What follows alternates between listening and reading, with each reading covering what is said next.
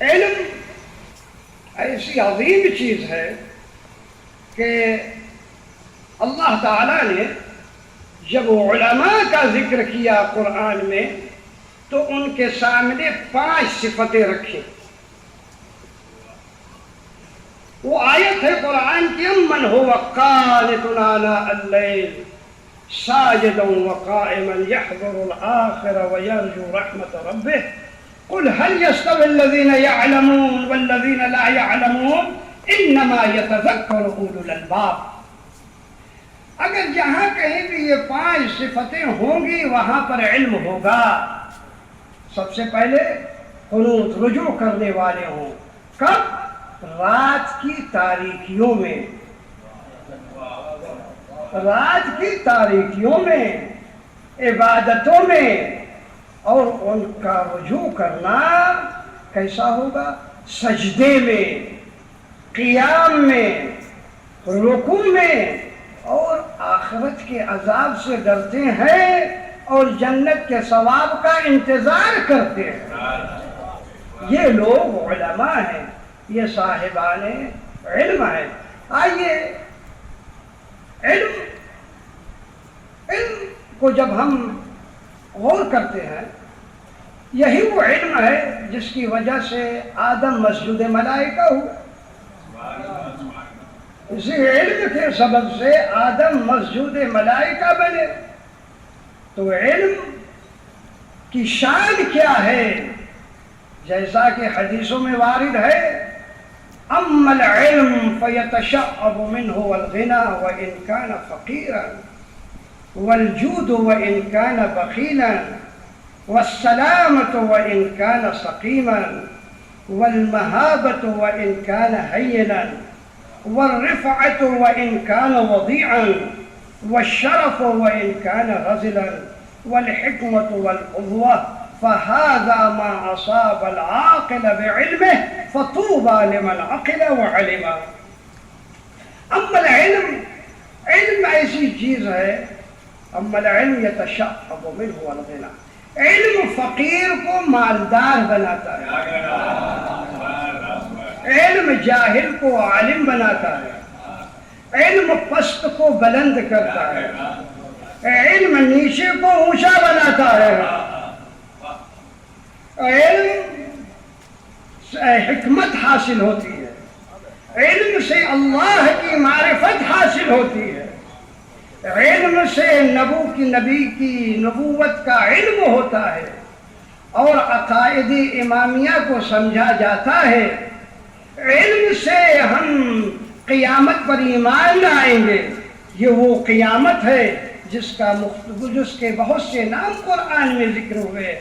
قرآن میں یوم الواقعہ، یوم القارعہ، یوم التغابن، یوم التقى الجمعان، یوم الجمع، یوم الحشر، یوم النشر، یوم الکتاب، یوم الدین، اور بہت سے اسماء قرآن میں ذکر کیے گئے ہیں قیامت میں کے لیے.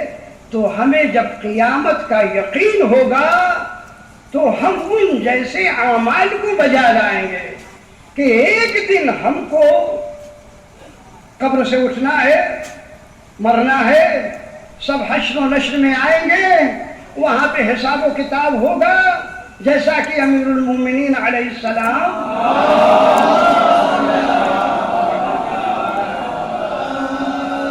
ارشاد فرماتے ہیں طوبى لمن وجد متسعا لقدمه. قیامت کے دن اگر کسی نے پیر رکھنے کی جگہ لے لی تو اس کے لیے وہ خوشخبری ہے. یہ تو بہت بڑی بات ہے کہ اس کو جو ہے کم سے کم قدم رکھنے کی جگہ مل گئی. تو اس لیے ہمیں آمادہ رہنا چاہیے، ہمیں ہمیشہ موت کا ذکر کرنا چاہیے. انسان جب اپنے سامنے موت کو رکھے گا تو ہمیشہ نیک اعمال بجا لانے کی کوشش کرے گا. ایک دن مرنا ہے، موت کا ایک ہی تو دن ہے، موت کا 2 دن نہیں، ایک ہی دن ہے. اب وہ ایک دن کون سا ہے، کون سا مہینہ ہوگا، کون سی گھڑی ہوگی، کون سا سال ہوگا، یہ نہیں معلوم، لیکن یہ معلوم ہے کہ ایک دن مرنا ہے. ایک دن تو مرنا ہی ہے، لہذا اس موت کو ہمیشہ ذکر کرنا چاہیے۔ دیکھیے انسان اس دنیا میں ایک مہمان کی حیثیت سے آیا اور گیا، آیا اور گیا، اور جیسا کہ لہذا اس علم کے ساتھ ساتھ جو تقوی کا ذکر کیا، یہ تقوی ایک عظیم چیز ہے۔ اللہ تعالیٰ نے قرآن مجید میں جیسا کہ ذکر کیا، بہت زیادہ تقوی کا ذکر ہے، مختلف عبارتوں میں، مختلف جملوں میں، مختلف تعبیروں میں، مختلف انداز سے، کہ فلسفی اپنے انداز سے سمجھے، متکلم اپنے انداز سے سمجھے، لوگ اپنے انداز سے سمجھے، فقیہ اپنے انداز سے سمجھے، عالم اپنے انداز سے سمجھے، سب کو الگ الگ طریقے سے تقوی کا ذکر کیا تاکہ سب اب سمجھ لیں تقوی۔ کوئی یہ نہ کہے کہ بھائی میں نے تقوی کو سمجھا لے۔ لہذا تقوی ایک عظیم چیز ہے۔ میں نے جو عرض کیا تھا کہ تقوی کی دو صورتیں ہیں۔ یہ جو لباس آپ دیکھ رہے ہیں نا، اس کا ظاہری حصہ اور باطنی حصہ، ظاہری حصہ اور باطنی حصہ۔ اللہ تعالیٰ نے جب تقوی کا ذکر کیا، ارشاد ہوا لباس التقوی ذالک خیر، بہترین لباس وہ تقوی کا لباس ہے۔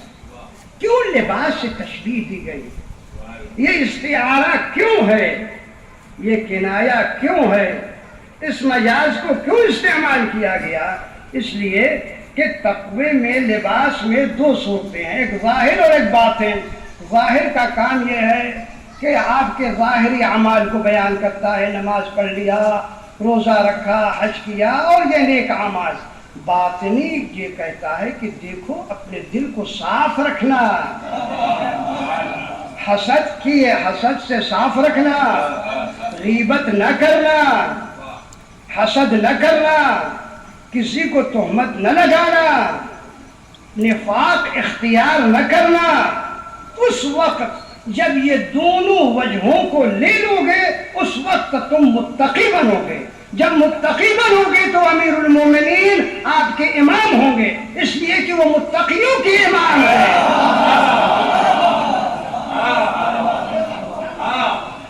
اس لیے کہ وہ متقیوں کے امام ہیں، امام المتقین۔ امیر المومنین کی جب حدیثوں کو پڑھتا ہوں تو رونگٹے کھڑے ہو جاتے ہیں، اور کیوں نہ ہو، کیونکہ وہ اماموں مومنوں کے امیر ہیں، متقیوں کے امام۔ لہذا یہ تقوی کو کس طرح سے اختیار کریں؟ امام موسیٰ الکاظم علیہ السلام کی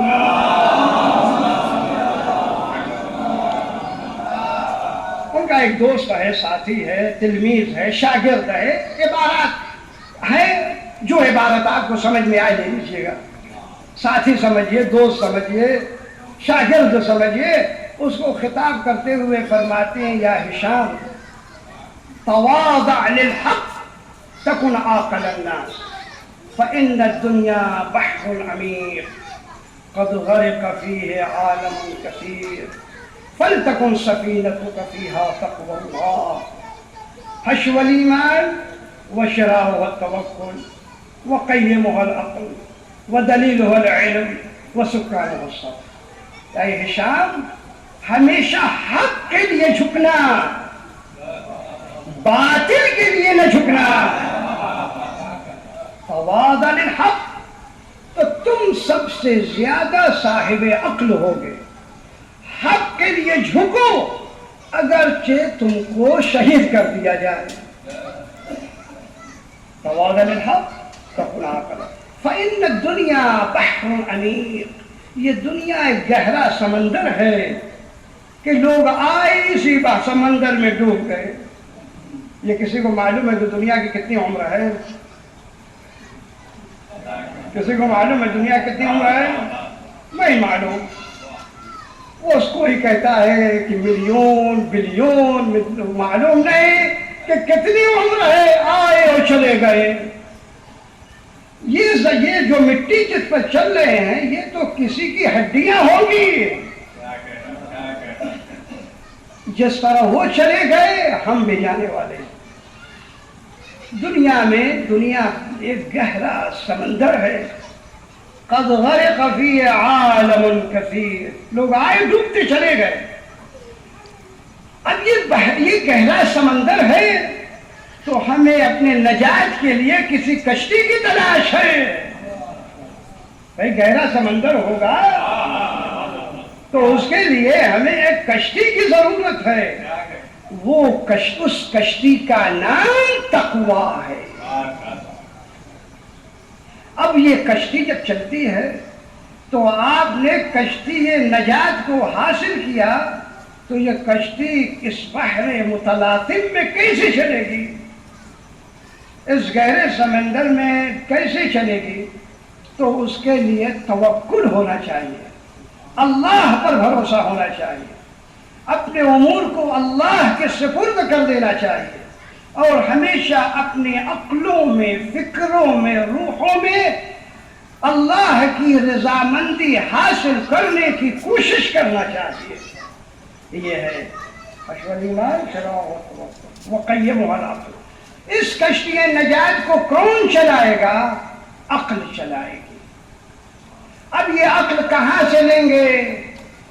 اب اس عقل کو لینے کے لیے، اس علم کو لینے کے لیے، اس کشتی نجات کو لینے کے لیے ہم ایسے دربار پر پہنچیں گے کہ وہ ہم کو علم سے، تقوی سے، جمال سے، نور سے آراستہ کریں گے.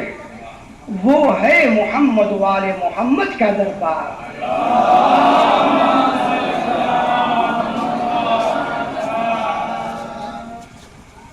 ایک مثال لوگ بولتے ہیں حاتم طائی، اس کے 40 دروازے تھے سخاوت کرنے کے لیے. ایک دروازے سے دوسرا، تیسرا، چوتھا، 40 دروازے سخاوت کے تھے. امیر المومنین علی ابن ابی طالب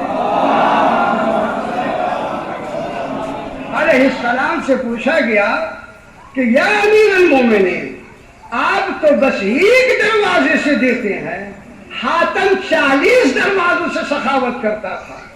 تو حضرت نے جواب دیا کہ میں ایک دروازے سے اتنا دیتا ہوں کہ دوسرے دروازے پہ جانے کی ضرورت نہیں ہے.